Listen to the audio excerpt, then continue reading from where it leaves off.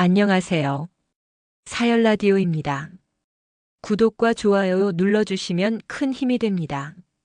더 좋은 이야기로 보답하겠습니다. 그럼 오늘의 이야기 시작합니다. 성북동의 아침은 언제나 정적 속에서 깨어났다. 높다란 담장 너머로 간간히 들려오는 새소리마저도 조율된 교향곡의 일부인 양단정했다. 박서진은 10년이 넘도록 이 집의 며느리로 살면서 그 고요함이 실은 숨막히는 긴장의 다른 이름이라는 것을 진작에 깨달았다. 잠에서 깨어 눈을 뜨는 순간부터 그녀의 모든 감각은 보이지 않는 지휘자의 손끝을 향해 곤두서곤 했다. 그 지휘자는 시어머니 아르누보 갤러리의 관장 최경이었다. 오늘도 서진은 남편 이진우가 출근 준비를 하는 동안 아래층으로 내려가 주방을 점검했다. 대리석 상판 위에는 먼지 한 톨 없었고 은은한 광택을 내는 식기들은 제각기 정해진 자리에 칼같이 정렬되어 있었다. 이 집의 모든 사물은 최경희의 미감 아래 완벽하게 통제되고 있었다. 그리고 그 통제의 정점에는 며느리인 박서진이 있었다. 어머님, 아침 진지 드세요. 서진이 단아한 목소리로 최경희의 방문을 두드렸다. 안에서는 잠시 후 나직하지만 위험 있는 목소리가 흘러나왔다. 들어가마. 문이 열리고 실크 가운을 우아하게 걸친 최경희가 모습을 드러냈다. 흐트러짐 없는 머리였지만 완벽한 화장을 한 얼굴에서는 방금 잠에서 깬 사람의 흔적을 찾아볼 수 없었다. 그녀는 언제나 무대 위에 오르기 직전의 배우 같았다. 식탁에는 정갈하게 차려진 아침상이 기다리고 있었다. 갓 지은 쌀밥과 맑은 조갯국, 그리고 서진이 밤새 정성을 다해 만든 대여섯 가지의 반찬들. 최경희는 말없이 수저를 들었다. 서진은 맞은편에 앉아 시어머니의 안색을 살폈다.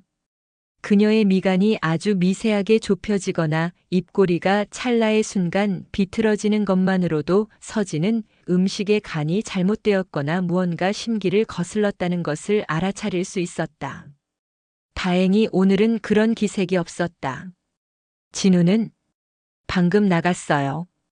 갤러리에서 중요한 미팅이 있다고. 알고 있다. 내 시아버지 제사가 다음 주인데 준비는 잘 되어가고 있니? 네, 어머님. 제 수용품 목록은 다 정리해 두었고 과일이며 생선은 가장 좋은 것으로 예약해 두었습니다. 최경희는 그제야 만족스러운 듯 고개를 한번 끄덕였다. 그녀에게 서진은 며느리라는 직책을 수행하는 유능한 비서와도 같았다. 결혼 전 박서진이라는 이름 앞에 촉망받는 젊은 도예가라는 수식어가 붙었다는 사실을 이제는 남편 진우조차도 잊은 듯했다. 서진은 자신의 손을 내려다보았다. 한때는 밤낮으로 흙을 만지고 물레를 돌리느라 투박하고 거칠었던 손. 그 손에서 생명을 얻은 흙덩이들은 저마다의 곡선과 빛깔을 뽐내며 세상에 나갔었다. 스승은 그녀의 작품을 두고 흙의 영혼을 빚어내는 손이라 칭찬했었다.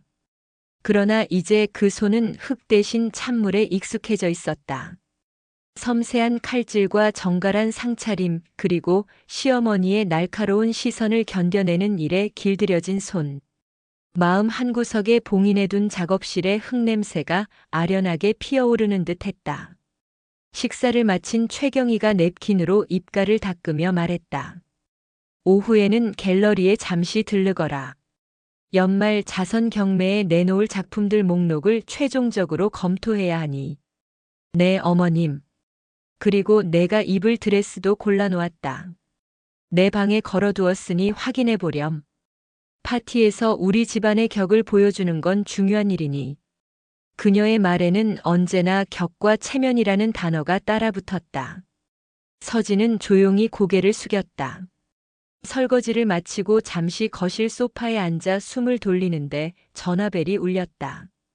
화면에 뜬 엄마라는 두 글자의 서진의 얼굴에 비로소 옅은 미소가 번졌다. 엄마 잘 지내셔? 오냐 그럼. 밥은 먹었고. 응, 방금. 엄마는? 나야 뭐 대충 먹었지. 다름이 아니라 내가 오늘 너희 집 쪽으로 잠시 나갈 일이 생겼다. 근처에 볼일 보고 한번 들르마. 서진의 심장이 덜컥 내려앉았다. 어머니 김순자 여사는 딸의 시집살이를 염려해 웬만해서는 먼저 성북동 집에 오겠다는 말을 하지 않았다. 무슨 일인데 엄마? 일은 무슨. 그냥 내 얼굴도 보고 싶고 얼마 전에 가마에서 아주 잘 나온 놈이 하나 있어서. 김순자 여사는 인사동의 허름한 공방에서 40년 넘게 전통 옹기를 빚어온 장인이었다. 재개발의 바람 속에서도 묵묵히 흙과 불을 지키며 살아온 어머니였다. 그런 어머니가 아주 잘 나온 놈이라고 칭하는 것은 수백 개의 항아리 중에서도 유독 마음을 끄는 작품이 나왔다는 뜻이었다. 어머님 지금 댁에 계시는데. 알고 있다. 회장님께도 인사드려야지. 빈손으로 갈 수는 없잖니. 그럼 이따 보자. 전화는 끊겼다. 서진은 잠시 멍하니 수화기를 들고 서 있었다. 기쁨과 불안이 파도처럼 밀려왔다. 흙먼지 묻은 작업복을 입고 물레 앞에 앉은 어머니의 모습은 세상 누구보다 당당하고 아름다웠지만 최경희의 우아하고 결벽적인 세계 속에서 어머니는 어떤 모습으로 비칠까? 서진은 자신도 모르게 마른 침을 삼켰다. 2시간쯤 지났을까? 초인종 소리가 울리고 인터폰 화면에 김순자 여사의 소박한 얼굴이 나타났다. 서진은 황급히 현관으로 달려나갔다. 문을 열자 정성스럽게 싼 보자기에 쌓인 커다란 항아리를 든 어머니가 서 있었다. 엄마, 왔다. 이거 무거우니 어서 좀 받으렴. 서진은 어머니와 함께 항아리를 거실로 옮겼다. 항아리는 꽤나 컸고 묵직했다. 마침 최경희가 2층에서 내려오고 있었다. 그녀는 거실 한가운데 놓인 항아리와 김순자 여사를 번갈아 보며 미간을 살짝 찌푸렸지만 이내 표정을 갈무리하고 우아한 미소를 지었다. 어머님 오셨어요. 미리 연락이라도 주시지. 회장님 별일 없으시지요? 마침 근처에 왔다가 서진이 얼굴도 볼 겸 들렀습니다. 김순자 여사는 허리를 굽혀 정중하게 인사했다. 그녀의 투박한 손과 옷에 묻은 희미한 흙먼지가 성북동 저택의 반짝이는 대리석 바닥과 어울리지 않는 이질적인 풍경을 만들어냈다. 그런데 이건 무엇입니까? 최경희의 시선이 항아리에 닿았다. 아, 별건 아닙니다. 얼마 전에 가마에서 나온 놈인데 빛깔이며 모양이 제 마음에 쏙 들게 나왔길래. 김순자 여사는 쑥스러운 듯 웃으며 보자기를 풀었다. 그러자 잘 익은 밤처럼 윤기가 흐르는 짙은 갈색의 옹기 항아리가 모습을 드러냈다.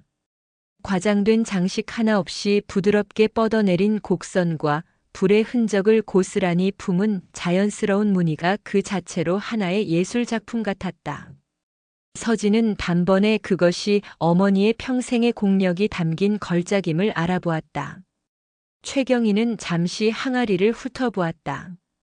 그녀의 눈은 값을 매길 수 없는 고미술품을 감정하듯 냉정하고 날카로웠다.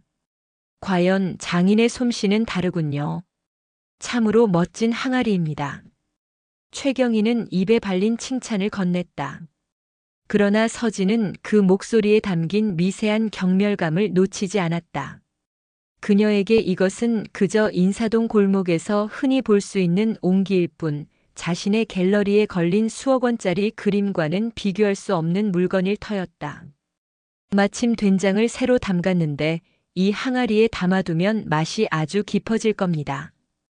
우리 사돈어른 드시라고. 어머님 마음만 감사히 받겠습니다. 저희 집은 장이나 젓갈 같은 건 백화점에서 가장 좋은 것만 사다 먹어서요. 순간 거실의 공기가 차갑게 얼어붙었다.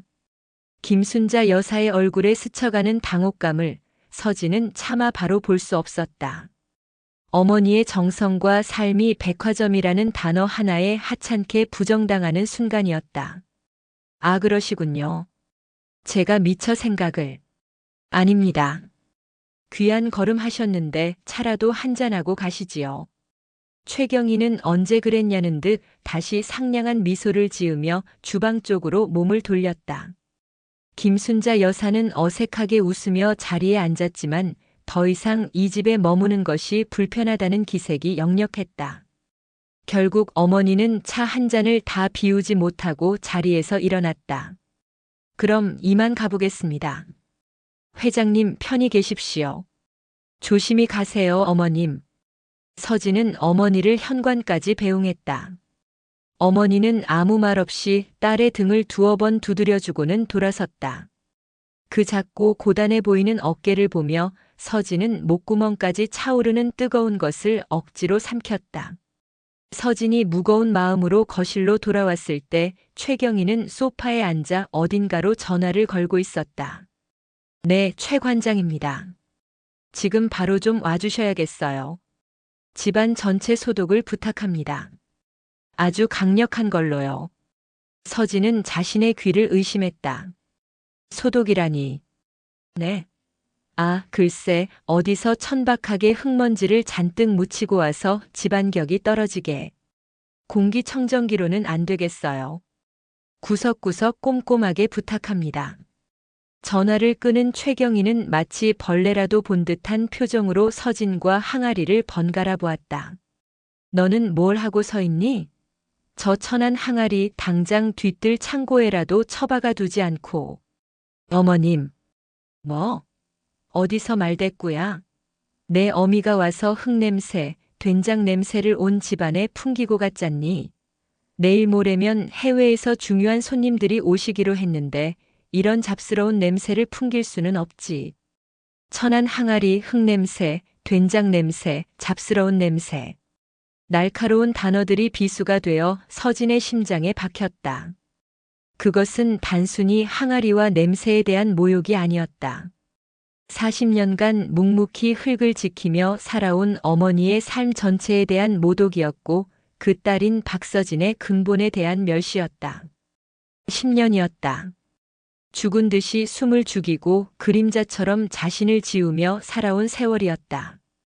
남편에 대한 사랑과 가정을 지키고 싶다는 마음 하나로 예술가로서의 자존심도 자기 자신도 모두 버렸다. 그러나 오늘 그녀는 깨달았다. 자신이 무엇을 버리고 무엇을 지키려 했는지. 서진은 아무 말 없이 항아리를 바라보았다.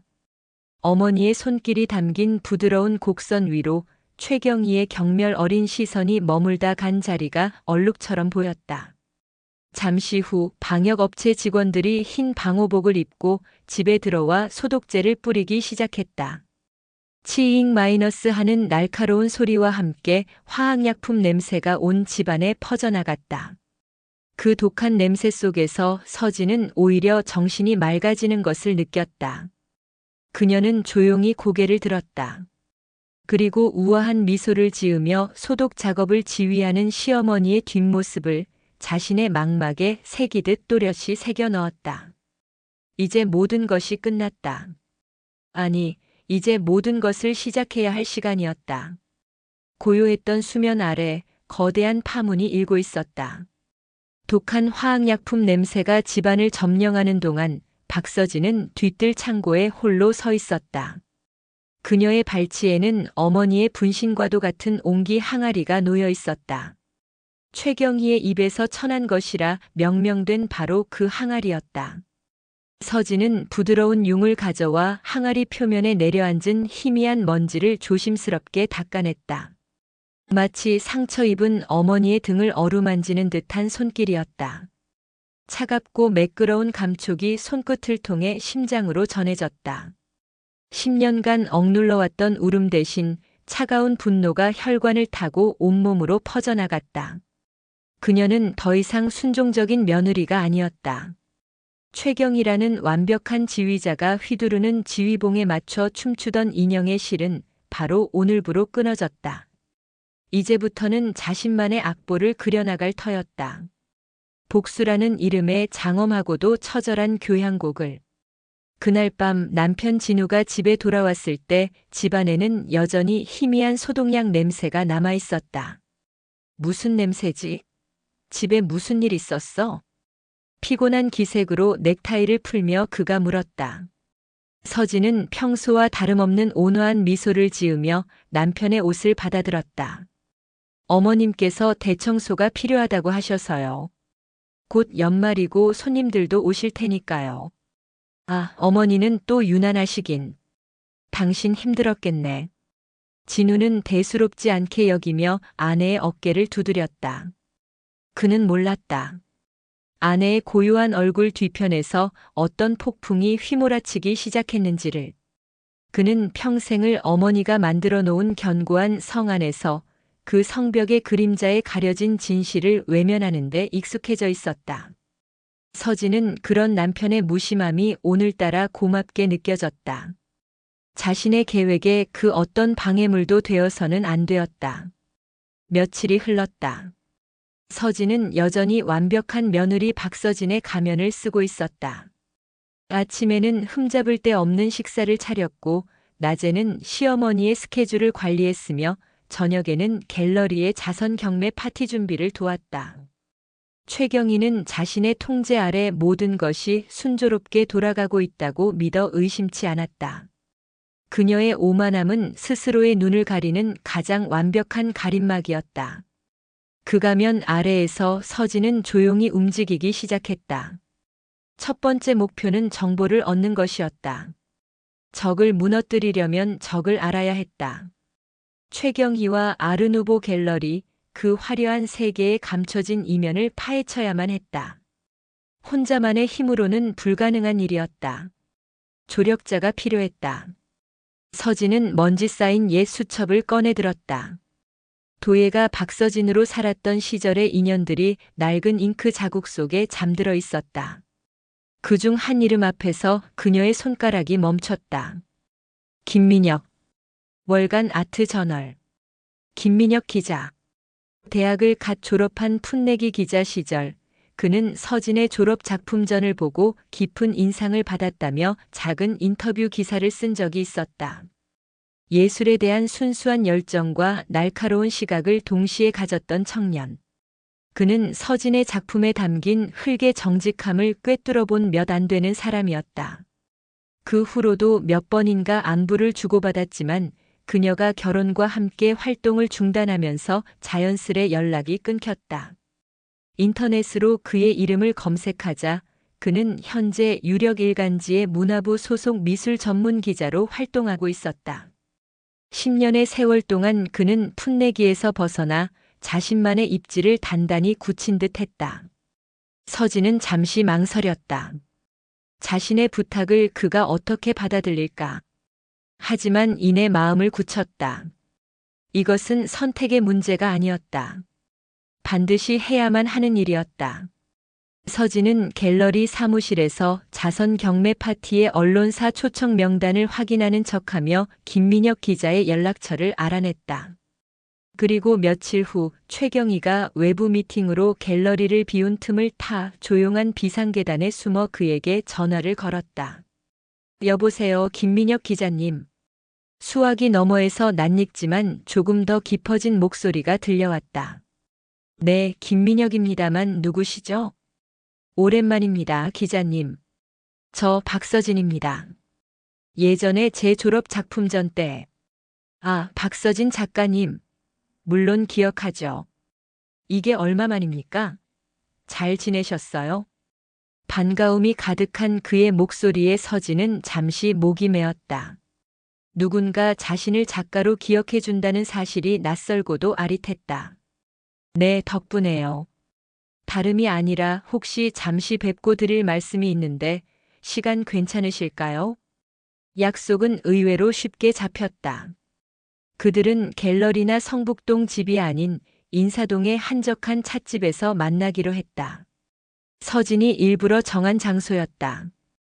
그곳은 어머니의 공방이 있는 곳이었고 자신의 뿌리가 있는 곳이었다. 최경희의 세계와 가장 멀리 떨어진 곳에서 서진은 잠시나마 온전한 박서진이 될 수 있을 것 같았다. 약속 당일 서진은 최경희에게는 경매에 올릴 도자기 작품의 감정을 받으러 인사동에 다녀오겠다는 완벽한 거짓말을 했다. 최경희는 며느리의 치밀함에 만족하며 기꺼이 외출을 허락했다. 찻집의 창가 자리에 앉아있는 김민혁은 생각보다 변하지 않은 모습이었다. 날카로운 눈빛은 여전했지만 10년의 세월이 더해준 여유로움이 인상을 한결 부드럽게 만들고 있었다. 이렇게 다시 뵙게 되니 정말 반갑습니다, 작가님. 그동안 어떻게 지내셨어요? 갑자기 활동을 중단하셔서 얼마나 아쉬웠는지 모릅니다. 그냥 그렇게 됐어요. 이젠 작가라는 말도 어색하네요. 서진은 씁쓸하게 웃으며 찻잔을 들었다. 찻집 안에는 은은한 대추차 향기가 감돌았다. 그 향기는 서진의 긴장을 조금이나마 풀어주었다. 사실 오늘 기자님을 뵙자고 한 건 부탁드릴 일이 있어서예요. 무슨 일이든 말씀하십시오. 제가 도울 일이 있다면요. 서진은 잠시 숨을 골랐다. 이제부터가 시작이었다. 제가 아르누보 갤러리 최경희 관장님 며느리인 건 아시죠?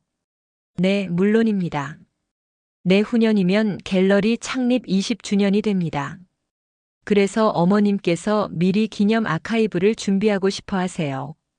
갤러리의 역사를 정리하고 알려지지 않은 이야기들도 좀 발굴해서 의미 있는 기록을 남기고 싶어 하시고요. 제가 그 일을 돕고 있는데 혼자서는 역부족이라서요. 그녀는 최대한 자연스럽고 담담한 어조로 말을 이었다. 복수심에 불타는 며느리가 아닌 시어머니를 돕고자 하는 유능한 며느리의 모습으로. 기자님께서 미술계에 오래 계셨으니 저희 갤러리의 초창기 모습이나 당시의 분위기 같은 걸 잘 아실 것 같아서요. 혹시 자료 수집이나 자문 같은 걸 좀 도와주실 수 있을까 해서요. 김민혁은 날카로운 눈으로 서진을 응시했다. 그의 눈빛은 그녀의 말 속에 숨겨진 진위를 탐색하는 듯 했다. 갤러리 20주년 아카이브라 좋은 생각이네요. 그런데 그런 일은 보통 전문 큐레이터나 평론가에게 맡기지 않나요? 굳이 저를. 어머님께서 워낙 완벽을 추구하시는 분이라서요. 공식적인 기록 이면에 있는 좀 더 생생한 이야기들을 원하세요. 예를 들면 갤러리를 처음 세우실 때 자금은 어떻게 마련하셨는지, 당시 인사동에서 지금의 강남으로 옮겨오실 때 어떤 비전이 있으셨는지 그런 것들이요. 서진은 인사동이라는 단어에 힘을 주어 말했다. 그것은 그녀가 던지는 첫 번째 미끼였다. 제가 듣기로는 어머님께서 부동산에도 아주 탁월한 감각이 있으셨다고 들었어요. 특히 갤러리를 세울 무렵에 인사동 재개발 관련해서 큰 성공을 거두셨다고. 그 순간 김민혁의 눈빛이 미세하게 변하는 것을 서진은 놓치지 않았다. 기자의 예리한 감각이 발동하는 순간이었다. 대한민국에서 재개발과 성공이라는 단어가 결합될 때 그 이면에는 늘 복잡하고 어두운 이야기들이 숨어있기 마련이었다. 더군다나 그 주체가 미술계의 거물 최경이라면 그것은 충분히 흥미로운 취재거리가 될 수 있었다. 인사동 재개발 말입니까? 김민혁은 나직이 읊조리며 턱을 쓰다듬었다. 그게 벌써 20년 가까이 된 일이군요. 그때 말도 많고 탈도 많았죠. 갑자기 자고 일어났더니 평생 살아온 터전에서 쫓겨난 상인들도 많았고. 그래서 더 궁금해요. 그런 혼란 속에서 어머님은 어떻게 그런 기회를 포착하셨는지. 정말 대단한 분이라는 생각밖에 안 들어요. 서진은 순수한 존경심을 가장한 목소리로 말했다. 그러나 그녀의 눈동자 깊은 곳에서는 차가운 불꽃이 타오르고 있었다. 김민혁은 한참 동안 말이 없었다. 그는 찻잔을 들어 향을 음미하며 생각에 잠겨 있었다. 그는 눈앞에 이 단아한 여인이 단순히 시어머니의 업적을 기리기 위해 자신을 찾아온 것이 아님을 직감했다. 그녀의 고요한 목소리에는 미세한 떨림이 있었고 존경을 말하는 눈빛에는 슬픔과 분노가 함께 서려 있었다. 이것은 어쩌면 거대한 빙산의 일각일지도 모른다. 알겠습니다. 마침내 그가 입을 열었다. 흥미로운 작업이 되겠군요. 제가 한번 알아보겠습니다. 옛날 신문 기사부터 시작해서 당시 인사동에서 활동했던 분들도 수소문해보죠. 박서진 작가님, 아니, 사모님께서 원하시는 생생한 이야기를 찾을 수 있을지도 모르겠네요. 그는 일부러 사모님이라는 호칭을 썼다. 그것은 당신이 더 이상 순수한 예술가가 아닌 복잡한 세상의 중심에 서 있다는 것을 안다는 무언의 신호였다. 서진은 찻집을 나오며 차가운 겨울바람에 옷깃을 여몄다. 첫 번째 돌멩이는 던져졌다. 이제 거대한 호수에 어떤 파문이 일어날지는 아무도 몰랐다. 성북동의 견고한 성으로 돌아가는 발걸음은 이상하게도 가벼웠다. 10년 만에 그녀는 스스로의 의지로 무언가를 시작하고 있었다. 집에 도착했을 때 최경희는 거실에서 우아한 자세로 잡지를 보고 있었다. 다녀왔니? 일은 잘 되었고. 네, 어머님. 좋은 분께 자문을 구하고 왔습니다. 서진은 처음으로 시어머니의 눈을 똑바로 마주하며 거짓을 말했다. 흔들림 없는 눈빛이었다. 최경희는 아무것도 눈치채지 못한 채 다시 잡지로 시선을 돌렸다. 그날 밤 서진은 잠든 남편의 옆에서 조용히 몸을 일으켜 창가에 섰다. 창밖으로 보이는 성북동의 야경은 보석처럼 화려했지만 차갑기 그지없었다. 그녀는 창문에 비친 자신의 얼굴을 가만히 들여다보았다. 그곳에는 지난 10년간 한 번도 본 적 없는 낯선 여자가 서 있었다. 슬픔과 순종의 그림자를 걷어내고 차가운 결의로 빛나는 눈을 가진 여자. 잊고 있던 도예가 박서진의 영혼이 복수라는 뜨거운 불길 속에서 다시 빚어지고 있었다. 김민혁 기자에게 첫 번째 돌을 던져놓고 온 후 박서진의 시간은 두 개의 다른 속도로 흘러가기 시작했다. 하나는 성북동 저택의 며느리로서 보내는 느리고 우아하게 포장된 시간이었다. 다른 하나는 복수의 칼날을 가는 박서진 본연의 초조하고도 날카로운 긴장감이 감도는 시간이었다. 그녀는 두 개의 시간을 오가며 아슬아슬한 외줄타기를 하는 고개사처럼 하루하루를 보냈다. 겉으로 보기에 그녀의 일상은 변함이 없었다. 아침이면 어김없이 완벽한 식사를 차렸고 최경희의 일정에 맞춰 차를 대기시켰으며 갤러리의 자선 경매 파티 준비에 그 누구보다 열성적으로 참여했다. 그녀의 빈틈없는 모습에 최경희는 내심 만족감을 느끼는 듯했다. 역시 내 며느리야. 근본은 어쩔 수 없어도 가르친 보람은 있지. 최경희의 눈빛은 그렇게 말하고 있었다. 서진은 그 오만한 시선을 담담히 받아내며 속으로 칼을 갈았다. 그녀의 눈은 이제 집안의 모든 것을 새롭게 보기 시작했다. 이전에는 그저 아름답고 값비싼 장식품으로 보였던 것들이 이제는 최경희의 탐욕과 허영을 증명하는 증거물처럼 느껴졌다. 특히 그녀의 시선이 오래 머무는 곳은 최경희의 서재였다. 1층 가장 안쪽에 위치한 서재는 최경희 외에는 남편 진우조차도 함부로 들어가지 않는 금단의 공간이었다. 최경희는 그곳에서 갤러리의 중요한 업무를 보거나 은밀한 통화를 하곤 했다. 만약 개요에서 언급된 비밀 금고가 존재한다면 분명 저곳일 터였다. 서진은 서재 주변을 맴돌며 기회를 엿보았다. 청소를 핑계로 문틈을 살피고 최경희가 잠시 자리를 비운 사이 열쇠 구멍을 들여다보기도 했다.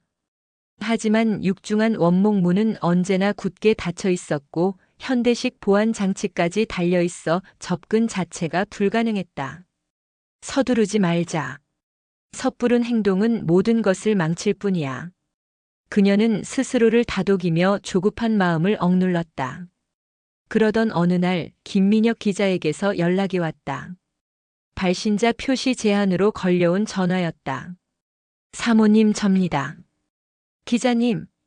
서진은 심장이 내려앉는 것을 느끼며 황급히 아무도 없는 드레스룸으로 몸을 숨겼다.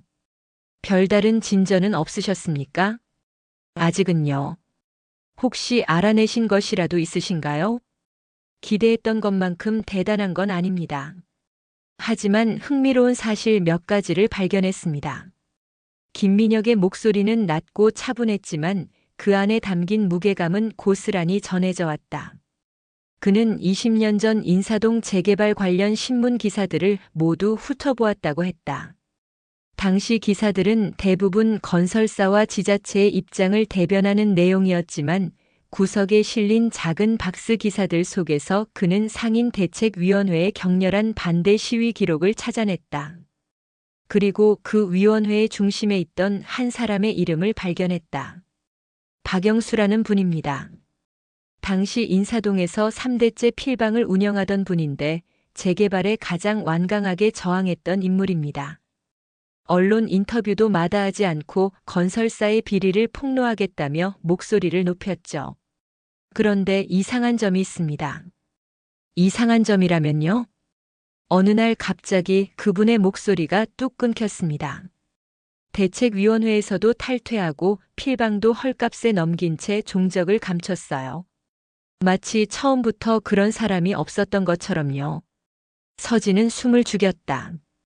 갑자기 사라진 사람. 그 뒤에는 분명 거대한 압력이나 회유가 있었을 터였다. 그분을 찾을 수 있을까요? 쉽지는 않겠지만 노력해 보겠습니다. 그리고 또 하나. 당시 재개발 사업을 주도했던 건설사 대명건설의 자금 흐름이 석연치 않습니다. 그리고 그 자금의 일부가 최경애 관장님 주변을 맴돈 정황이 포착됐습니다. 정황이라면 구체적으로 어떤? 아직 물증은 없습니다. 하지만 당시 대명건설이 사들인 미술품 목록과 아르누보 갤러리의 초기 소장품 목록 사이에 겹치는 작품이 몇 점 있습니다. 우연의 일치일 수도 있지만 미술품을 통한 비자금 조성의 전형적인 수법 중 하나죠.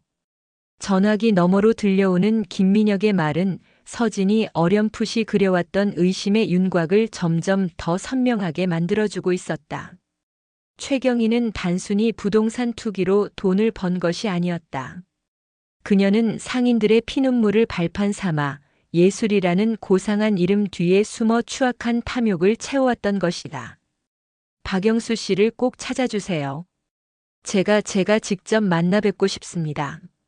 서진의 목소리는 자신도 모르게 떨리고 있었다. 그것은 두려움 때문이 아니었다. 진실의 문고리를 잡았다는 예감에서 오는 전율이었다. 그로부터 일주일 뒤 김민혁에게서 다시 연락이 왔다. 박영수 씨를 찾았다는 소식이었다. 그는 현재 경기도 외곽의 한 허름한 임대 아파트에서 홀로 어렵게 살고 있다고 했다. 서진은 당장 그를 만나러 가겠다고 말했다. 이번에도 그녀는 완벽한 알리바이를 만들었다. 연말 자선 경매에 기부할 VIP들의 애장품을 수거하러 다녀오겠다는 핑계를 댔다. 최경희는 며느리의 수완에 흡족해하며 운전기사까지 붙여주려 했다. 서진은 한사코 거절했다. 혼자서 조용히 다녀오고 싶다는 이유를 댔다. 내비게이션이 안내하는 주소는 서울의 화려함과는 거리가 먼 낡고 스산한 풍경 속에 있었다. 금방이라도 페인트가 벗겨져 내릴 듯한 낡은 아파트 복도에 들어서자 퀴퀴한 곰팡이 냄새가 코를 찔렀다. 서진은 떨리는 손으로 초인종을 눌렀다. 한참 뒤 삐걱거리는 소리와 함께 문이 열리고 백발이 성성한 노인이 경계심 가득한 눈으로 그녀를 쳐다보았다. 세월의 풍파가 깊게 새겨진 얼굴이었다. 누구시오? 안녕하세요, 선생님. 저는 박서진이라고 합니다. 김민혁 기자님 소개로. 김민혁이라는 이름에 노인의 눈빛이 희미하게 흔들렸다. 그는 잠시 서진의 행색을 위아래로 훑어보더니 못마땅한 표정으로 입을 열었다. 기자 양반이 보냈다니 들어오시오. 볼품없는 곳이지만 집안은 생각보다 더 비좁고 낡았다. 벽지 곳곳은 누렇게 변색되어 있었고 작은 밥상과 낡은 흑백 텔레비전이 살림의 전부였다. 한때 인사동에서 가장 큰 필방을 운영했던 주인의 집이라고는 믿기지 않는 풍경이었다. 무슨 일로 나 같은 늙은이를 찾아왔소? 20년도 더 지난 일을 이제 와서 들쑤셔봐야 나올 것도 없을 텐데. 박영수 노인은 차가운 목소리로 말했다. 그의 목소리에는 깊은 체념과 불신이 배어 있었다. 선생님께서 겪으신 일에 대해 듣고 싶어서 왔습니다. 인사동 재개발 때 있었던 일 말입니다. 들어서 뭘 하겠소? 세상은 바뀌지 않아. 힘 있는 놈들이 힘없는 사람들 짓밟고 자기들 배 채우는 건 그때나 지금이나 똑같지. 그는 고개를 저으며 창밖을 바라보았다. 그의 시선은 텅 빈 하늘을 향해 있었다. 서진은 어떻게 말을 꺼내야 할지 막막했다. 이 깊은 상처와 불신을 뚫고 그의 마음을 열 수 있을까? 그때 그녀의 눈에 방 한쪽 구석에 놓인 벼루와 붓이 들어왔다. 먼지가 쌓여 있었지만 주인의 손길이 닿았던 흔적이 역력했다. 저도 만드는 사람입니다. 서진이 조용히 입을 열었다. 제 어머니는 지금도 인사동에서 옹기를 빚으세요. 평생 흙만 만지고 살아오신 분이죠. 인사동과 옹기라는 말에 박영수 노인의 시선이 처음으로 서진에게 정확히 꽂혔다. 그의 눈빛이 가늘어졌다. 당신 어머니가 아직도 인사동에 있다고. 네. 재개발 바람 속에서도 끝까지 공방을 지키셨어요. 그래서 선생님의 심정이 조금은 이해가 갑니다. 평생을 바친 터전을 잃는다는 것이 어떤 의미인지. 서진은 거짓을 말하지 않았다. 그녀의 목소리에는 진심이 담겨 있었다. 박영수 노인은 한참 동안 서진의 얼굴을 꿰뚫어 볼 듯이 바라보았다. 그리고는 깊은 한숨을 내쉬었다. 경계심으로 굳어있던 그의 얼굴이 조금씩 무너져 내리고 있었다. 최경의 그 여자가 시킨 일이요? 노인의 입에서 나온 이름에 서진의 심장이 멎는 듯 했다. 어떻게? 당신 옷차림이나 말투에서 딱 티가 나오. 성북동 그 높은 담장 안에서 사는 사람이라는 거. 김민혁 기자가 최경의 갤러리 며느리라는 말은 쏙 빼놓고 보냈구먼. 노인은 헛웃음을 터뜨렸다. 하지만 그 웃음에는 더 이상 저기가 담겨 있지 않았다. 오히려 동질감에서 오는 씁쓸함이 묻어났다. 저는 그 사람에게 복수하고 싶어서 왔습니다. 서진은 마침내 본심을 털어놓았다.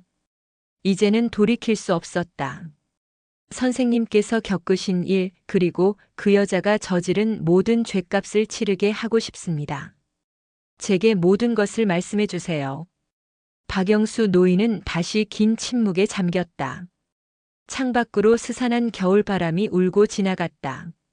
한참의 시간이 흐른 뒤 그가 마침내 입을 열었다. 그의 목소리는 20년의 세월을 거슬러 올라간 듯 희미하게 떨리고 있었다. 그 여자는 악마였소. 예술가의 탈을 쓴 악마.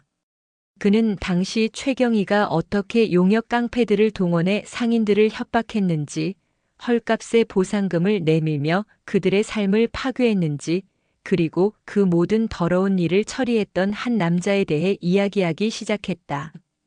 고상철이라는 자가 있었지. 자칭 부동산 컨설턴트라고 했지만 실은 해결사였어.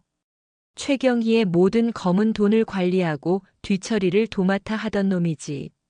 그놈이 최경희의 비밀 장부를 전부 가지고 있었을 거요. 고상철. 그리고 비밀 장부. 서진이 찾던 마지막 퍼즐 조각이었다. 그 사람은 지금 어디에 있습니까? 죽었소. 박영수 노인의 대답은 단호했다. 재개발이 끝나고 몇 년 뒤에 의문이 교통사고로. 꼬리 자르기였겠지. 서진의 눈앞이 캄캄해졌다. 유일한 증인이 사라진 것인가. 절망감이 그녀를 덮치려는 순간 노인이 말을 이었다. 하지만 그놈에게 아들이 하나 있었지. 아비와는 다르게 착하고 성실했던 놈인데 아비의 죽음에 의문을 품고 혼자서 진실을 파헤치려다 결국 모든 걸 포기하고 잠적했다는 소문만 들었소. 아들. 그것이 마지막 희망의 끈이었다. 서진은 자리에서 일어나 박영수 노인에게 깊이 허리를 숙였다. 감사합니다, 선생님. 절대 잊지 않겠습니다. 복수라 부디 당신은 성공하시오. 노인의 주름진 눈가에 희미한 물기가 어렸다. 집으로 돌아오는 길 서진의 머릿속은 복잡하게 얽혀 있었다. 고상철의 아들. 그를 찾아야만 했다. 그가 아버지의 유품 속에 숨겨진 비밀 장부의 행방을 알고 있을지도 모른다. 길은 점점 더 위험해지고 있었지만 그녀는 더 이상 두렵지 않았다. 어머니의 옹기 항아리에 새겨졌던 모멸감은 이제 다른 이들의 핏빛 상처와 뒤섞여 거대한 분노의 강이 되어 흐르고 있었다. 그 강은 최경이라는 견고한 성벽을 무너뜨릴 때까지 결코 멈추지 않을 터였다. 박영수 노인의 집을 나선 후 박서진의 머릿속은 고상철의 아들이라는 단 하나의 목표로 가득 찼다. 그것은 망망대해에 떠있는 유일한 등대와도 같았다. 그를 찾아야만 했다. 그가 쥐고 있을지 모를 비밀 장부는 최경이라는 견고한 성을 무너뜨릴 유일한 공성추였다. 집으로 돌아온 서진은 가장 먼저 김민혁 기자에게 전화를 걸었다. 이번에는 그를 만났던 인사동 찻집의 공중전화였다. 자신의 휴대폰은 이미 최경희의 감시망 안에 있을지도 모른다는 생각에서였다. 차가운 수화기를 든 손에서 희미한 떨림이 전해졌다. 기자님, 저예요. 사모님. 박영수 어르신은 만나보셨습니까? 네. 그리고 중요한 이름을 들었어요. 고상철이라는 사람 아시나요? 수화기 너머로 잠시 침묵이 흘렀다. 김민혁 기자의 숨소리가 유난히 무겁게 느껴졌다. 알고 있습니다. 최경의 관장의 그림자라고 불렸던 사람이죠. 20년 전 미술계와 부동산 업계를 넘나들며 더러운 일을 도맡아 처리했던 해결사. 하지만 10수년 전에 교통사고로 죽었습니다. 공식적으로는 단순 사고사로 종결됐고요. 그 사람에게 아들이 있다고 합니다. 아버지가 남긴 비밀을 알고 있을지도 몰라요. 그를 찾아야 해요. 김민혁은 서진의 단호한 목소리에서 그녀가 이미 돌아올 수 없는 강을 건넜음을 직감했다. 이것은 더 이상 시어머니의 과거를 파헤치는 수준의 일이 아니었다. 거대한 권력의 심장부를 건드리는 위험한 도박이었다. 사모님, 이건 위험합니다. 고상철의 아들은 이미 오래전에 잠적했습니다. 최 관장 측에서 그를 가만두지 않았을 겁니다. 그를 찾는다는 건 최 관장에게 내가 당신의 비밀을 파헤치고 있다고 광고하는 것과 같습니다. 알아요. 하지만 멈출 수 없어요. 서진의 목소리에는 두려움이 아닌 강철 같은 의지가 담겨 있었다. 부탁드립니다. 기자님의 힘이 필요해요. 김민혁은 깊은 한숨을 내쉬었다. 그는 이미 이 사건에 깊숙이 발을 담근 상태였다. 기자로서의 본능이 그리고 억압된 예술가의 눈빛으로 진실을 갈구하는 박서진이라는 사람에 대한 연민이 그를 움직이게 했다. 알겠습니다. 최선을 다해보죠. 하지만 약속해 주십시오. 절대 무리하지 않겠다고. 어떤 상황에서든 제게 먼저 연락하시겠다고요. 고맙습니다, 기자님. 정말 고맙습니다. 그날 이후 서진의 기다림은 더욱 깊어졌다. 그녀는 갤러리 자선 경매 파티 준비에 몰두하는 척하며 최경희의 의심을 피했다. 파티 날짜는 점점 다가오고 있었고 최경희는 그 어느 때보다 예민하고 까다롭게 굴었다. 그녀는 파티의 모든 것이 완벽하기를 바랐다. 초대객 명단부터 테이블 위의 꽃 장식, 연주될 음악의 목록까지 그녀의 손을 거치지 않는 것이 없었다. 서진아, 이 드레스는 색이 너무 칙칙하지 않니? 우리 갤러리의 품격에 맞지 않아. 당장 다른 것으로 교체하거라. 네, 어머님. 그리고 케이터링 업체에서 보낸 메뉴 샘플은 내가 직접 맛을 봐야겠다. 어디서 검증되지도 않은 음식을 VIP들께 내놓을 수는 없지. 알겠습니다. 바로 준비할게요. 서진은 묵묵히 최경희의 지시를 따랐다. 그녀의 순종적인 태도에 최경희는 만족했지만 아들 진우는 아내의 변화를 미묘하게 감지하고 있었다. 당신 요즘 너무 무리하는 거 아니야? 얼굴이 반쪽이 됐어. 어머니 일은 적당히 해. 당신까지 그렇게 애쓰지 않아도 돼. 어느 날 밤 진우가 걱정스러운 얼굴로 그녀의 어깨를 감쌌다. 서진은 남편의 품에 안기며 희미하게 웃었다. 괜찮아요. 어머님께서 공들여 준비하시는 파티인데 제가 당연히 도와야죠. 그래도 당신 가끔 보면 다른 사람 같아. 너무 조용하고 너무 차가워. 서진은 가슴이 철렁했지만 애써 태연한 표정을 지었다. 피곤해서 그래요. 파티만 끝나면 괜찮아질 거예요. 그녀는 남편의 따뜻한 위로 속에서 자신이 얼마나 위험한 거짓말에 성을 쌓아 올리고 있는지 새삼 깨달았다. 이 성이 무너지는 날 남편은 과연 누구의 편에 서게 될까? 며칠 뒤 마침내 김민혁 기자에게서 연락이 왔다. 이번에는 짧은 문자 메시지였다. 찾았습니다. 내일 오후 3시. 남산 도서관 3층 인문학 서가. 서진은 심장이 터질 듯이 뛰는 것을 느끼며 문자를 지웠다. 다음 날 그녀는 시어머니에게 파티에 쓸 참고 자료를 찾으러 도서관에 다녀오겠다는 완벽한 핑계를 대고 집을 나섰다. 남산으로 향하는 내내 그녀의 손은 차갑게 식어 있었다. 약속 장소인 인문학 서가는 도서관에서도 가장 한적한 곳이었다. 낡은 책들이 뿜어내는 희미한 종이 냄새 속에서 서진은 창가에 서 있는 한 남자를 발견했다. 김민혁 기자가 미리 보내준 사진 속의 얼굴이었다. 그는 40대 초반으로 보였고 평범한 회사원 같은 차림새에 뿔테 안경을 쓰고 있었다. 아버지와는 전혀 닮지 않은 선한 인상이었지만 세상에 대한 경계심으로 잔뜩 날이 서 있는 분위기를 풍겼다. 고상철의 아들 고태원이었다. 서진은 마른 침을 삼키고 그에게 다가갔다. 저 고태원 씨 되시죠? 남자는 소스라치게 놀라며 그녀를 돌아보았다. 그의 눈빛은 마치 쫓기는 짐승 같았다. 누구시죠? 저를 어떻게... 이야기 좀 나눌 수 있을까요? 아주 중요한 일입니다. 할 말 없습니다. 사람 잘못 보셨어요. 그는 서둘러 자리를 피하려 했다. 서진은 그의 팔을 붙잡았다. 당신 아버지 고상철 씨에 대한 이야기입니다. 그리고 최경의 관장도요. 최경이라는 이름이 나오자 고태원의 얼굴이 순식간에 증오와 경멸로 일그러졌다. 그는 서진의 손을 거칠게 뿌리쳤다. 그 여자 이름 내 앞에서 다시는 꺼내지 마시오.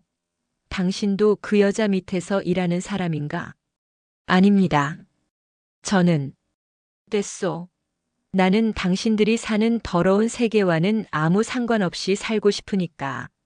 내 아버지가 어떻게 죽었는지, 그 여자가 무슨 짓을 했는지 나는 아무것도 모르고 알고 싶지도 않소. 그의 목소리는 절규에 가까웠다. 서진은 그의 깊은 상처와 공포를 보았다. 아버지가 남긴 죄의 무게와 진실을 파헤치려다 마주했을 거대한 위협이 그를 얼마나 짓눌러 왔는지 짐작할 수 있었다. 강압적인 방법으로는 그의 마음을 열 수 없었다. 제 어머니는 평생 흙만 만지고 사신 분입니다. 서진은 전혀 다른 이야기를 꺼냈다. 인사동에서 작은 옹기 공방을 하시죠. 얼마 전 그분이 정성껏 빚은 항아리를 들고 저희 집에 오셨어요. 하지만 최경의 관장은 그 항아리를 천한 것이라 부르며 창고에 처박게 하고 어머니가 다녀간 자리에 흙냄새가 난다며 집안 전체를 소독했습니다. 고태원의 눈빛이 흔들렸다. 그는 예상치 못한 이야기에 당황한 듯 했다.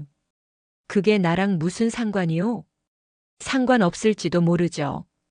하지만 저는 그날 결심했어요. 더 이상은 그렇게 살 수 없다고.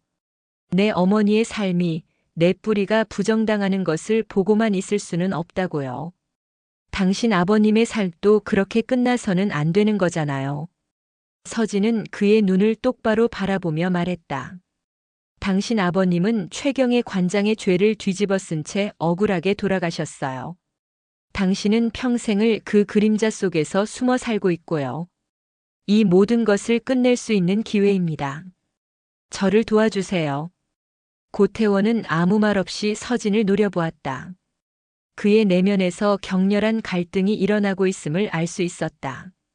아버지를 향한 원망과 그리움, 최경희를 향한 증오와 공포, 그리고 모든 것을 잊고 평범하게 살고 싶은 욕망이 뒤엉켜 그를 혼란스럽게 만들고 있었다. 한참의 침묵 끝에 그가 마침내 입을 열었다. 그의 목소리는 이전보다 훨씬 가라앉아 있었다. 내게 장부 같은 건 없어. 서진의 심장이 차갑게 식었다.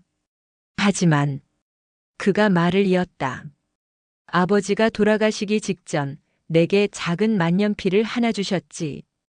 이게 내 목숨을 살릴 수도 죽일 수도 있는 물건이다라는 알 수 없는 말을 남기시고는 만년필. 서진은 직감했다. 그것이 바로 모든 비밀의 열쇠라는 것을. 그 만년필 지금 어디에 있습니까? 모르오. 아버지가 돌아가신 후 모든 게 무서워서 유품을 정리하던 중에 잃어버렸는지 버렸는지 기억나지 않소. 그는 거짓말을 하고 있었다. 그의 흔들리는 눈빛이 그렇게 말하고 있었다. 그는 아직 서진을 완전히 믿지 못하는 것이었다. 다시 한번 생각해 보세요. 아주 작은 단서라도 좋습니다. 기억나지 않는다고 했잖소. 이제 그만 나를 내버려 두시오. 고태원은 그 말을 끝으로 차갑게 몸을 돌려 서가를 빠져나갔다. 서진은 차마 그를 붙잡지 못했다. 홀로 남겨진 서가에서 서진은 깊은 무력감에 휩싸였다. 마지막 희망의 끈이 눈앞에서 끊어지는 듯 했다. 하지만 그녀는 이내 고개를 들었다. 그는 장부가 없다고 했지만 만년필의 존재를 알려주었다. 그것은 그가 던진 시험 문제와도 같았다. 당신이 정말 최경희와 맞설 각오가 되어 있는지, 당신을 믿어도 될지, 당신의 능력을 증명해 보시오. 만년필. 서진은 그 단어를 머릿속에 깊이 새겼다. 이제 그녀의 다음 목표는 명확해졌다. 최경희의 서재에 잠입해 그 만년필을 찾아내는 것이다. 그것이 비밀 금고의 열쇠일 수도 있고 그 안에 모든 데이터가 담긴 마이크로칩이 숨겨져 있을 수도 있었다. 도서관을 나서는 서진의 발걸음은 더 이상 무겁지 않았다. 안개 같았던 복수의 길이 이제는 한치 앞이 보이기 시작했다. 가장 위험한 문턱을 이제 그녀는 혼자서 넘어야만 했다. 도서관을 나선 후 박서진의 세계는 오직 하나의 목표점을 향해 좁혀졌다. 만년필을 찾아라. 그것은 어둠 속에서 그녀가 나아갈 방향을 가리키는 유일한 북극성이었다. 고태원은 그녀에게 마지막 시험 문제를 던졌다. 이제 그 문제를 풀어내는 것은 온전히 그녀의 몫이었다. 그리고 그 문제의 정답은 성북동 저택의 가장 깊고 은밀한 곳, 최경희의 서재에 숨겨져 있었다. 서재는 그 집의 심장이자 누구도 함부로 넘볼 수 없는 성역이었다. 최경희는 그곳에서 자신의 제국을 통치했고 모든 비밀을 감춰두었다. 서진은 지난 10년간 단 한 번도 그 문턱을 넘어본 적이 없었다. 이제 그녀는 맨몸으로 사자의 굴에 들어가야만 했다. 기회는 의외의 모습으로 찾아왔다. 갤러리 자선 경매 파티가 열리기 바로 전날 밤이었다. 파티 준비를 최종 점검하느라 온 집안이 분주했고 최경희는 그 어느 때보다 날카로운 신경으로 하인들을 다그치고 있었다. 서진 또한 그녀의 곁에서 완벽한 보좌관 역할을 수행하며 밤늦게까지 잠들지 못했다. 피로가 극에 달했을 무렵 최경희가 서재에서 잠시 나와 진우를 불렀다. 진우야, 이리 와서 이 서류 좀 보거라. 내일 경매에 올릴 작품의 보증서인데 빠진 부분이 없는지 내가 다시 한번 확인해 봐야겠다. 진우는 피곤한 얼굴로 서재로 들어갔다. 서진은 2층 복도에서 그 모습을 놓치지 않았다. 그녀는 진우가 서재 문을 열 때 무심코 벽에 부착된 보안 키패드의 비밀번호를 누르는 것을 보았다. 거리는 멀었지만 그녀의 모든 신경은 그의 손가락 움직임에 집중되어 있었다. 6개의 숫자. 그녀는 숨을 죽인 채 그 순서를 몇 번이고 머릿속으로 되뇌었다. 1, 셋, 2, 5, 넷, 여섯 숫자의 배열이 망막에 새겨지는 듯 했다. 다음 날 마침내 운명의 날이 밝았다. 갤러리 자선 경매 파티가 열리는 날이었다. 최경희는 아침부터 최고급 드레스를 차려입고 집안의 모든 것을 진두지휘했다. 서진은 그녀의 그림자처럼 움직이며 마지막까지 흠잡을 데 없는 며느리의 역할을 다했다. 모두가 파티가 열리는 갤러리로 떠나기 직전 서진은 계획의 마지막 단계를 실행에 옮겼다. 그녀는 갑자기 식은땀을 흘리며 배를 움켜쥐고 주저앉았다. 서진아, 왜 그러니? 괜찮으냐? 가장 먼저 달려온 것은 남편 진우였다. 최경희는 못마땅한 표정으로 며느리를 쳐다보았다.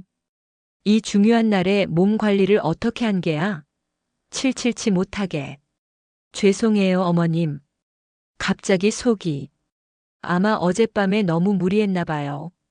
서진은 금방이라도 쓰러질 듯 창백한 얼굴로 가냘프게 말했다.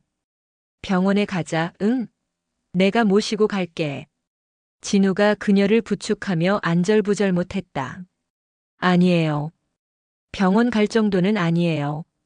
그냥 조금 쉬면 괜찮아질 거예요. 저 때문에 파티를 망칠 수는 없잖아요. 두 분 먼저 가세요. 저는 약 먹고 좀 누워있다가 괜찮아지면 바로 따라갈게요. 최경희는 잠시 서진을 의심의 눈초리로 쳐다보았지만 파티 시간이 임박한 터라 더 이상 지체할 수는 없었다.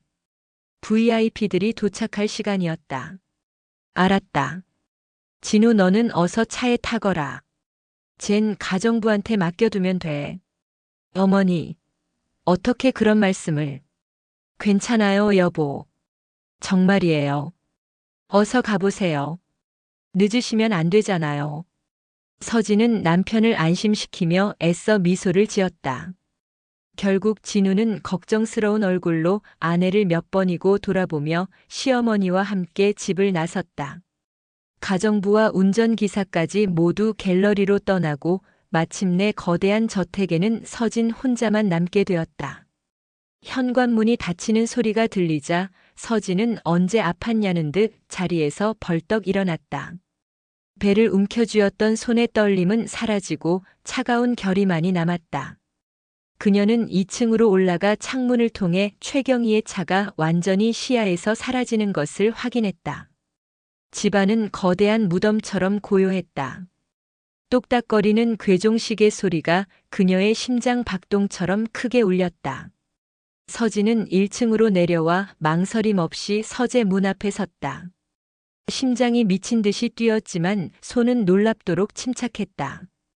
그녀는 어젯밤 훔쳐보았던 6개의 숫자를 보안 키패드에 천천히 그리고 정확하게 눌렀다. B-삐빅- 짧은 전자음과 함께 굳게 닫혀있던 육중한 문에서 철컥 하는 소리가 났다. 문이 열렸다. 서진은 마른 침을 삼키며 안으로 들어섰다. 서재 안은 어두웠고 묵직한 가죽과 오래된 종이 냄새, 그리고 최경희의 서늘한 향수 냄새가 뒤섞여 그녀의 온몸을 짓눌렀다. 사자의 굴에 들어온 초식동물처럼 그녀의 모든 감각이 곤두섰다. 그녀는 벽에 스위치를 눌러 작은 스탠드 조명 하나만을 켰다. 방 전체를 밝히기에는 너무 위험했다. 어슴푸레한 불빛 아래 서재의 풍경이 드러났다. 벽면을 가득 채운 책장에는 고서와 값비싼 미술 서적들이 빽빽하게 꽂혀 있었고 한쪽 벽에는 최경희가 유력 인사들과 함께 찍은 사진들이 액자에 담겨 위세를 과시하고 있었다. 만년필은 어디에? 서진은 거대한 원목 책상 위부터 샅샅이 뒤지기 시작했다. 서랍을 열자 잘 깎인 연필과 고급 편지지들이 각을 맞춰 정리되어 있었다. 최경희의 결벽적인 성격이 그대로 드러나는 공간이었다. 하지만 어디에도 고태원이 말한 작은 만년필은 보이지 않았다. 시간이 흐를수록 초조해졌다. 그녀는 책장과 장식장으로 시선을 돌렸다.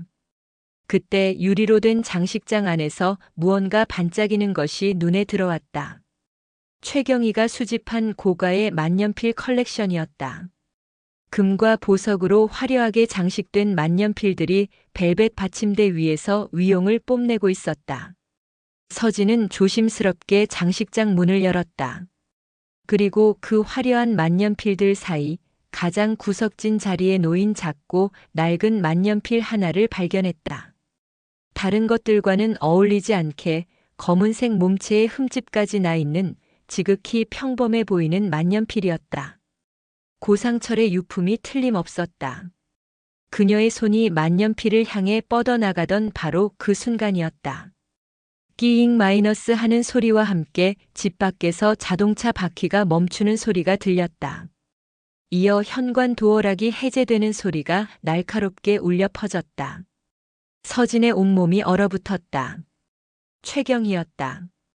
파티에 필요한 중요한 서류를 서재에 두고 왔다며 잠시 집에 들른 것이 분명했다. 발소리가 점점 가까워지고 있었다. 이제 복도를 지나 서재로 들어서는 것은 시간 문제였다. 도망칠 곳은 없었다. 그녀는 찰나의 순간 본능적으로 움직였다. 만년필을 손에 쥔 채 서재에 딸린 작은 화장실로 몸을 숨겼다. 그리고 문을 닫는 대신 아주 살짝만 열어두어 틈새로 거실의 동태를 살폈다. 심장이 목구멍까지 차오르는 듯 했다. 철컥. 서재 문이 열리는 소리는 들리지 않았다. 대신 최경희의 짜증 섞인 목소리가 거실에서 들려왔다. 이런, 서재 문을 잠그고 나왔네. 내 정신 좀 봐. 할 수 없지. 그 서류는 내일 처리하고. 최경희는 서재에 들어오는 것을 포기한 듯 했다. 그녀는 거실 테이블 위에서 다른 무언가를 챙기는 듯 잠시 부스럭거리더니 이내 다시 현관으로 향했다. 김 기사, 빨리 가자고. 늦었어. 쾅. 현관문이 닫히고 자동차 엔진 소리가 다시 멀어져 갔다. 서진은 화장실 바닥에 주저앉아 한참 동안 거친 숨을 몰아쉬었다. 온몸에 힘이 빠져나가는 듯 했다. 죽음의 문턱에서 살아 돌아온 기분이었다. 조금이라도 늦었거나 최경희가 서재 문을 잠그지 않고 나갔더라면 모든 것이 끝장이었다. 한참 뒤 겨우 정신을 차린 서진은 자리에서 일어났다. 그녀의 손에는 낡은 만년필이 굳게 쥐어져 있었다. 모든 위험을 감수하고 손에 넣은 복수의 시작점이자 끝이 될 물건이었다. 그녀는 서재를 빠져나와 모든 것을 원래대로 되돌려 놓았다. 그리고 자신의 방으로 돌아와 침대에 걸터 앉았다. 떨리는 손으로 만년필을 이리저리 돌려보았다. 겉보기에는 평범하기 그지없었다. 그녀는 만년필의 뚜껑을 열고 몸통 부분을 조심스럽게 돌려 분해했다. 그러자 잉크 카트리지가 있어야 할 공간에서 손톱보다도 작은 검은색 물체가 툭 하고 떨어졌다. 마이크로 USB 메모리 카드였다. 서진은 그것을 집어 손바닥 위에 올려놓았다. 작고 가벼운 플라스틱 조각. 하지만 그 안에는 최경희의 제국을 송두리째 무너뜨릴 수 있는 수많은 사람들의 피와 눈물이 담겨 있을 터였다. 그녀는 USB를 가만히 내려다보았다. 창밖은 이미 짙은 어둠에 잠겨 있었다. 화려한 파티가 한창일 갤러리의 불빛이 멀리서 아른거리는 듯 했다. 이제 곧 저 거짓된 빛의 향연을 끝낼 시간이 다가오고 있었다. 아르누보 갤러리는 거짓된 빛으로 가득 차 있었다. 천장에 매달린 거대한 샹들리에가 쏟아내는 눈부신 조명 아래 대한민국의 정재계와 문화계를 주무르는 유력 인사들이 샴페인 잔을 부딪히며 환담을 나누고 있었다. 그들의 값비싼 드레스와 보석들은 조명을 받아 현란하게 빛났고 공기 중에는 최고급 향수와 위섬적인 웃음소리가 뒤섞여 감돌았다. 오늘 밤 이곳은 최경희가 평생에 걸쳐 쌓아 올린 우아함이라는 제국의 심장이었다. 박서진은 약속대로 파티가 시작되고 1시간쯤 지나 갤러리에 도착했다. 창백하지만 완벽하게 화장한 얼굴, 시어머니가 골라준 단아한 실크 드레스를 입은 그녀는 영락없는 성북동의 우아한 며느리였다. 그녀의 등장을 가장 먼저 발견한 것은 남편 진우였다. 당신 괜찮아? 몸은 좀 어때? 진우가 걱정스러운 얼굴로 달려와 그녀의 이마를 짚었다. 응, 약 먹고 푹 잤더니 괜찮아졌어. 미안해, 걱정했지? 걱정은 무슨. 안 와도 괜찮았는데. 무리하지 말고 저쪽 라운지에 가서 좀 앉아 있어. 아니야. 이따 경매 시작하면 나도 도울 일이 있을 텐데. 어머님은 어디 계셔? 서진의 시선이 파티장 중앙으로 향했다. 그곳에는 하얀 드레스를 입은 한 마리 우아한 백조처럼 최경희가 사람들에게 둘러싸여 있었다. 그녀는 자애로운 미소를 지으며 유력 정치인의 부인과 손을 맞잡고 유명 기업 회장의 어깨를 가볍게 두드리며 좌중을 압도하고 있었다. 오늘 밤 그녀는 이 무대의 유일한 주인공이었다. 서진은 그런 시어머니의 모습을 멀리서 지켜보며 조용히 자신의 핸드백을 고쳐주었다. 그 안에는 낡은 만년필에서 나온 최경희의 제국을 무너뜨릴 작은 폭탄, USB가 들어있었다. 이제 남은 것은 저 화려한 무대 위로 폭탄을 던져 올리는 일뿐이었다. 그녀는 진우에게 잠시 화장을 고치고 오겠다며 자리를 피했다. 그리고는 파티장 구석, 관계자 외출입이 금지된 복도로 향했다. 복도 끝에는 파티의 영상과 음향을 총괄하는 미디어 통제실이 있었다. 문 앞에는 건장한 보안 요원 한 명이 지키고 서 있었다. 서진은 당황하지 않고 가장 부드럽고 권위 있는 목소리로 그에게 말했다. 수고 많으십니다. 잠시 안에 들어가서 확인할 것이 있어서요. 보안 요원은 그녀를 위아래로 훑어보았다.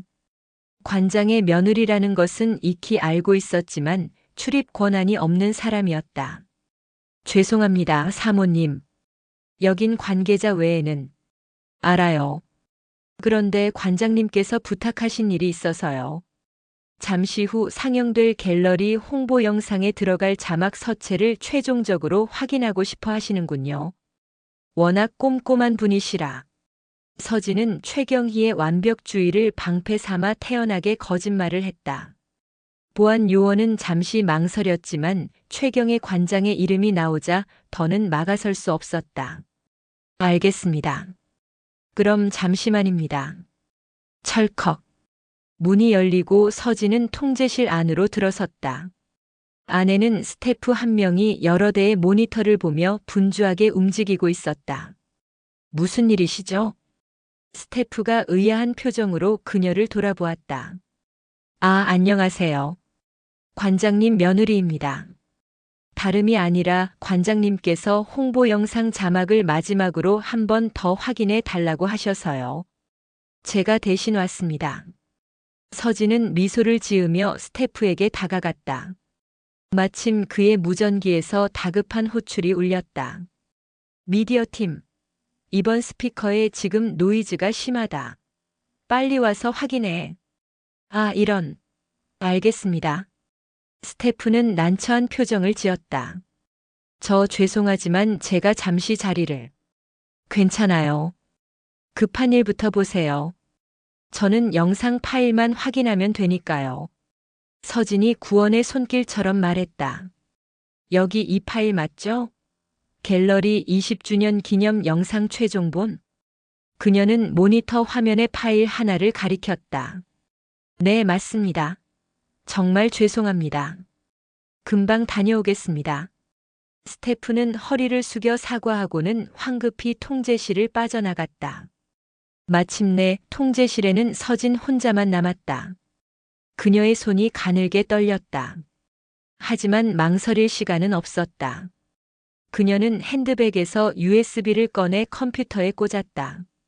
그리고 미리 준비해온 폭로 영상 파일을 갤러리 20주년 기념 영상 최종본이라는 이름으로 바꾸어 기존의 영상 파일 위로 덮어 씌웠다.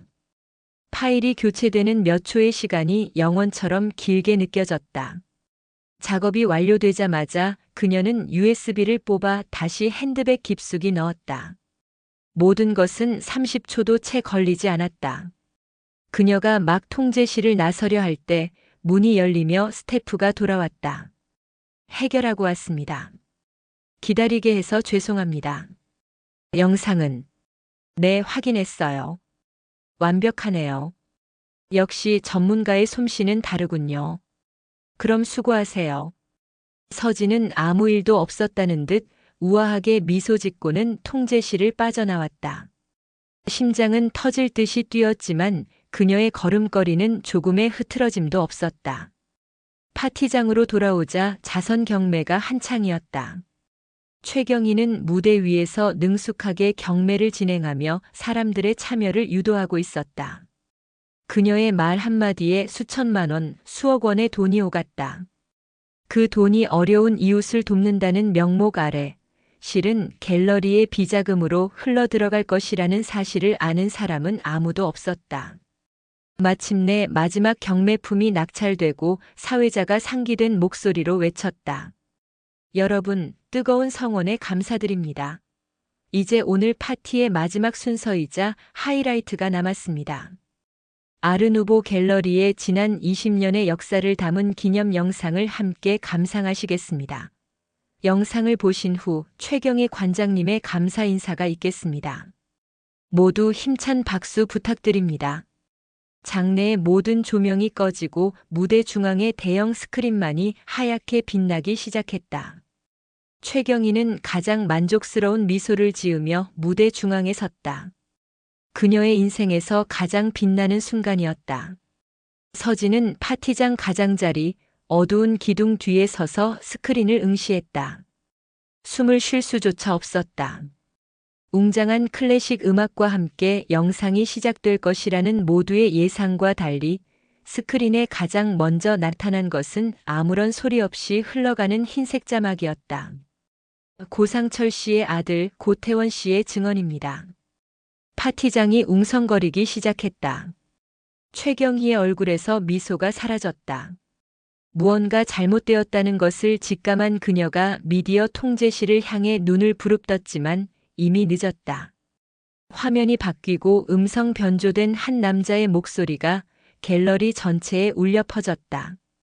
제 아버지는 최경희 관장의 모든 비밀을 알고 있었습니다.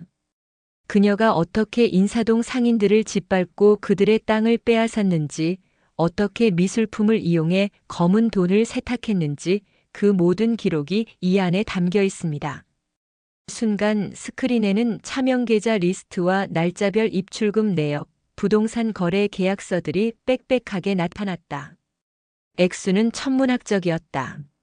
사람들의 입에서 경악의 탄성이 터져나왔다. 화면은 곧이어 20년 전 인사동의 낡은 필방으로 바뀌었다. 화면 속에서 젊은 시절의 최경희가 지금과는 비교할 수 없이 서슬퍼런 얼굴로 누군가를 협박하고 있었다. 박영수 씨, 아직도 정신을 못 차렸어? 당신 가게 하루아침에 잿더미로 만들어줄 수도 있어. 푼돈이라도 받고 싶으면 당장 도장 찍어. 음질이 좋지 않았지만 그 목소리는 분명 최경희의 것이었다. 화면에는 당시 처참하게 가게를 빼앗겼던 박영수 노인의 현재 모습이 이어졌다. 그의 주름진 얼굴과 눈물이 모든 것을 증언하고 있었다. 파티장은 이제 아수라장이 되었다. 사람들은 믿을 수 없다는 듯 스크린과 무대 위의 최경희를 번갈아 쳐다보았다. 최경희는 새하얗게 질린 얼굴로 스크린을 노려보며 알아들을 수 없는 비명을 질렀다. 꺼. 당장 저 영상 끄란 말이야. 저건 모함이야. 거짓말이야. 하지만 영상은 멈추지 않았다. 마지막으로 스크린에는 서진의 어머니 김순자 여사가 묵묵히 물레를 돌리는 모습이 비쳤다. 그리고 그 위로 며칠 전 성북동 저택에서 녹음된 최경희의 목소리가 선명하게 흘러나왔다. 어디서 천박하게 흙먼지를 묻히고 와서 집안격을 떨어뜨려. 저 천한 항아리 당장 뒤뜰 창고에라도 처박아 두지 않고. 모든 것이 끝나는 소리가 들렸다. 최경희가 평생에 걸쳐 쌓아 올린 우아함의 성이 그녀의 가장 빛나는 날에 가장 처참한 방식으로 무너져 내리고 있었다. 그녀는 결국 무대 위에서 실신하듯 쓰러졌다. 남편 진우는 망연자실한 표정으로 스크린과 쓰러진 어머니, 그리고 저 멀리 어둠 속에 서 있는 아내를 번갈아 바라볼 뿐이었다. 서진은 기둥 뒤에 서서 그 모든 광경을 지켜보았다. 그녀의 얼굴에는 아무런 표정도 없었다. 하지만 드레스 아래 감춰진 그녀의 두 손은 지난 10년의 세월과 오늘 밤의 무게를 견디듯 가늘게 떨리고 있었다. 심판은 끝났다. 거짓된 빛의 향연은 끝났다. 아르누보 갤러리의 파티장은 아수라장이 되어버렸다. 최경희가 실신에서 실려나가고 충격에 빠진 VIP들은 썰물처럼 빠져나갔다. 그들이 떠난 자리에는 값비싼 음식과 깨진 유리잔, 그리고 수군거림만이 어지럽게 널려 있었다. 모든 영광의 잔해가 차가운 조명 아래 흉물스럽게 드러나 있었다. 박서진은 그 혼돈의 중심에서 조용히 빠져나왔다. 아무도 기둥 뒤에 서 있던 그녀를 주목하지 않았다. 그녀는 갤러리를 나와 차가운 밤 공기를 깊게 들이마셨다. 지난 몇 주간 그녀를 짓눌렀던 모든 긴장이 한꺼번에 풀리면서 온몸에 힘이 빠져나가는 것을 느꼈다. 복수는 끝났다. 하지만 마음속에는 통쾌함 대신 텅 빈 공허함과 깊은 피로감이 파도처럼 밀려왔다. 그녀는 택시를 타고 성북동 집으로 향하지 않았다. 대신 운전기사에게 인사동으로 가달라고 말했다. 지금 그녀가 있어야 할 곳은 그곳뿐이었다. 굳게 닫힌 어머니의 공방 문 앞에서 서진은 웅크리고 앉아 밤을 지새웠다. 차가운 흙냄새와 마른 장작 냄새가 스며있는 공방의 공기가 어떤 위로의 말보다도 더 따뜻하게 그녀를 감싸주었다. 다음 날 아침 세상은 최경의 스캔들로 떠들썩했다. 신문과 방송은 연일 그녀의 비리를 대서특필했고 여론은 들끓었다. 검찰과 세무당국의 조사가 즉각 시작되었다. 아르누보 갤러리는 압수수색을 당했고 최경희가 평생에 걸쳐 쌓아 올린 모든 것은 신기루처럼 사라져버렸다. 이틀이 지나서야 남편 진우에게서 연락이 왔다. 그의 목소리는 며칠 밤을 샌 사람처럼 지쳐 있었고 깊은 혼란에 빠져 있었다. 그는 서진에게 만나자고 했다. 그들이 만난 곳은 성북동 집도 갤러리도 아닌 낯선 호텔의 카페였다. 진우는 수척해진 얼굴로 아내 앞에 앉았다. 그는 한참 동안 아무 말도 하지 못하고 서진의 얼굴만 바라보았다. 그의 눈빛에는 원망과 배신감, 그리고 차마 묻지 못하는 수많은 질문이 담겨 있었다. 당신이 한 거지. 마침내 그가 내뱉은 첫마디였다. 서진은 조용히 고개를 끄덕였다. 부정하지도 변명하지도 않았다. 왜 그랬어? 아무리 어머니가 미웠어도 어떻게 가족에게. 가족? 서진이 희미하게 웃었다. 지난 10년 동안 나는 당신의 가족이었던 적이 있었나요? 나는 그냥 최경의 관장 며느리라는 직책을 수행하는 사람이었을 뿐이에요. 내 이름도 내 영혼도 모두 지워진 채로. 서진은 지난 10년간 겪었던 일들을, 어머니가 당했던 모욕을, 그리고 자신이 왜 복수를 결심할 수밖에 없었는지를 담담하게 이야기했다. 진우는 처음 듣는 이야기인 양 충격받은 얼굴로 아내의 말을 들었다. 그는 정말 몰랐던 것이다. 아니, 알려고 하지 않았던 것이다. 어머니가 만들어준 안락한 세상 속에서 그는 애써 불편한 진실을 외면하며 살아왔다. 미안해. 진우의 목소리가 떨려왔다. 정말 미안해. 내가 너무 무심했어. 당신이 그렇게 힘들었는지 몰랐어. 이제 와서 그 사과가 무슨 의미가 있죠? 우리 다시 시작하면 안 될까? 어머니는 죗값을 치르실 거야. 이제 당신을 힘들게 할 사람은 아무도 없어. 내가 당신 곁에서 평생 속죄하며 살게. 응? 진우는 간절하게 그녀의 손을 잡으려 했다. 하지만 서진은 조용히 손을 뒤로 뺐다. 아니요. 우린 끝났어요. 그녀의 목소리는 단호했다. 당신은 어머니의 아들이에요. 그 사실은 변하지 않아요. 나는 더 이상 당신 옆에서 나를 속이며 살고 싶지 않아요. 이제라도 내 이름으로 내 삶을 살고 싶어요. 그것이 그들의 마지막 대화였다. 며칠 뒤 서진은 이혼 서류에 도장을 찍었다. 위자료도 재산 분할도 아무것도 원하지 않았다. 그녀가 성북동 집에서 가지고 나온 것은 뒤뜰 창고에 처박혀 있던 어머니의 옹기 항아리 하나뿐이었다. 모든 것을 정리하고 인사동 어머니의 공방으로 돌아왔을 때 어머니 김순자 여사는 아무것도 묻지 않았다. 그저 흙먼지 묻은 투박한 손으로 딸의 등을 말없이 쓸어주며 따뜻한 밥상을 차려주었다. 서진은 어머니가 차려준 밥을 먹으며 10년 만에 처음으로 소리내어 울었다. 뜨거운 눈물이 밥알 위로 뚝뚝 떨어졌다. 그날 이후 서진은 다시 흙을 만지기 시작했다. 처음에는 손이 굳어 물레조차 제대로 돌릴 수 없었다. 하지만 그녀는 포기하지 않았다. 새벽같이 일어나 흙을 이기고 밤늦도록 물레 앞에 앉았다. 흙의 차가운 감촉은 그녀의 마음속에 남은 분노와 허무함을 조금씩 씻어내 주었다. 물레가 돌아갈수록 그녀의 상처 입은 영혼도 서서히 제자리를 찾아갔다. 몇 달이 지났다.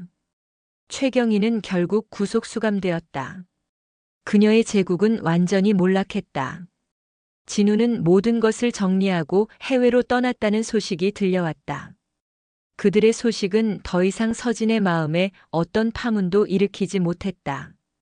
어느 맑은 봄날 서진은 가마에서 갓 꺼낸 자신의 첫 작품을 가만히 들여다보았다. 그것은 화려하지도 완벽하지도 않은 작은 찻잔이었다. 하지만 그 안에는 시련을 이겨낸 흙의 단단함과 불의 고통을 견뎌낸 후 얻은 깊고 은은한 빛깔이 담겨 있었다. 자신의 삶과 꼭 닮아 있었다. 그녀는 그 찻잔의 따뜻한 차를 따라 마셨다. 향긋한 차 향기가 입안 가득 퍼져나갔다. 창밖에서는 인사동 골목에 활기찬 소음이 들려왔고 공방 안에는 기분 좋은 흙냄새가 가득했다. 서진은 비로소 깨달았다. 진정한 우아함은 값비싼 드레스나 화려한 파티에 있는 것이 아니라 땀 흘려 무언가를 만들어내는 정직한 손길과 어떤 시련 속에서도 자신의 뿌리를 잃지 않는 단단한 마음에 있다는 것을. 그녀는 조용히 미소 지었다. 복수는 끝났지만 그녀의 진짜 인생은 이제 막 시작되고 있었다. 흙으로 돌아온 그녀의 손에서 새로운 이야기가 빚어지고 있었다.